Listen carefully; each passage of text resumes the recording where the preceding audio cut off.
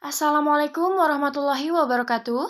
Perkenalkan, nama saya Ainur Raisa dari Prodi Pendidikan Ekonomi kelas C dari Fakultas Ilmu Pendidikan Universitas Pancasakti Bekasi. Baiklah, di sini saya akan menjelaskan materi dari mata kuliah Matematika Ekonomi yaitu mengenai fungsi linear, yaitu penerapan ekonomi, keseimbangan pajak dan subsidi terhadap keseimbangan pasar kasus dua komoditas.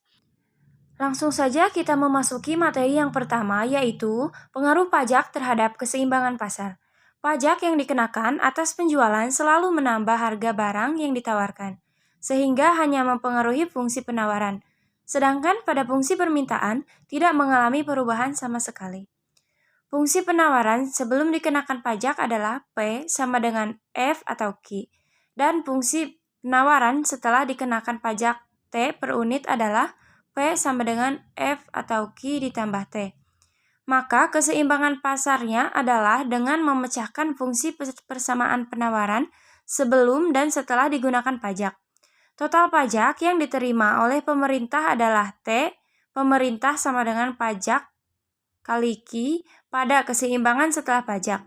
Pajak yang ditanggung oleh konsumen adalah PT dikurangi PE dikali QT, sedangkan pajak yang ditanggung oleh produsen adalah total pajak yang diterima oleh pemerintah dikurangi pajak yang ditanggung oleh konsumen.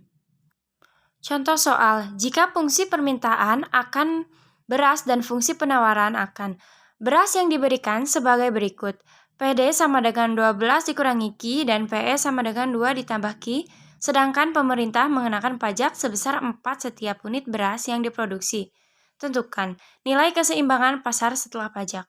Jawabannya, nilai keseimbangan pasar setelah pajak adalah PD sama dengan 12 dikurangi Q, PS sama dengan 2 ditambah Q, PST sama dengan 2 ditambah Q, ditambah T, maka PST sama dengan 2 tambah Q ditambah 4. Maka PST tambah 6 ditambah Q. Rumus keseimbangan pasar setelah dikenakan pajak adalah PD sama dengan PST, 12 dikurangi Q sama dengan 6 tambah QT, dikurangi 2, Q sama dengan 6 dikurangi 12, Q sama dengan 3.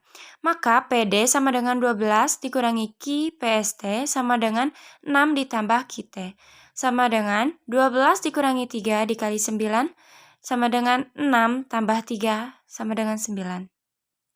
Jadi, nilai keseimbangan pasar setelah pajak adalah P, Q adalah 9 dan 3. Kemudian lanjut ke materi yang kedua, yaitu pengaruh subsidi terhadap keseimbangan pasar.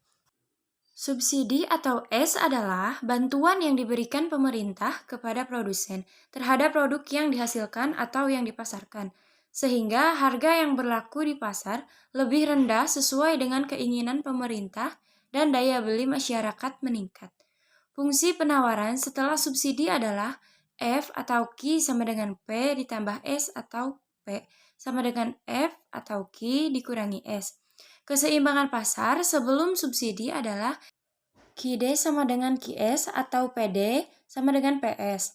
Keseimbangan pasar setelah pajak adalah PD sama dengan PSS, subsidi untuk konsumen adalah SK sama dengan PD dikurangi PS dikali QS. Subsidi yang diberikan oleh pemerintah adalah SG sama dengan S dikali QS, dan subsidi untuk produsen adalah SP sama dengan S dikurangi PD dikurangi PS dikali QS. Untuk contoh soalnya, jika fungsi permintaan akan suatu komoditas adalah QD sama dengan 12 dikurangi 2P, sedangkan besarnya fungsi penawaran QE sama dengan min 4 ditambah 2P, dan subsidi yang diberikan pemerintah adalah sebesar 2 setiap unit barang yang diproduksi. Tentukan berapakah jumlah dan harga keseimbangan pasar setelah subsidi. Kemudian jawabannya adalah jumlah dan harga keseimbangan pasar setelah subsidi, yaitu QD sama dengan 12 dikurangi 2P, maka PD sama dengan min QD ditambah 6. Kemudian QS sama dengan min 4 ditambah 2P, maka PS sama dengan QS ditambah 2. Maka PD sama dengan PS, QD ditambah 6 sama dengan QS, QS sama dengan 6. Maka PSS sama dengan QS ditambah 2 dikurangi 2 sama dengan 3. Jadi, nilai keseimbangan pasar setelah subsidi adalah P dan Q adalah 3 dan 6. Baiklah, mungkin hanya sekian yang dapat saya sampaikan. Sebelumnya saya mohon izin bertanya kepada Ibu dosen, Ibu Ismairita, SPD MPDE. Dalam pengaruh pajak, mengapa fungsi permintaan tidak mengalami perubahan sama sekali? Mungkin hanya sekian. Mohon maaf atas kekurangannya. Billahi taufiq wal hidayah. Wassalamualaikum warahmatullahi wabarakatuh.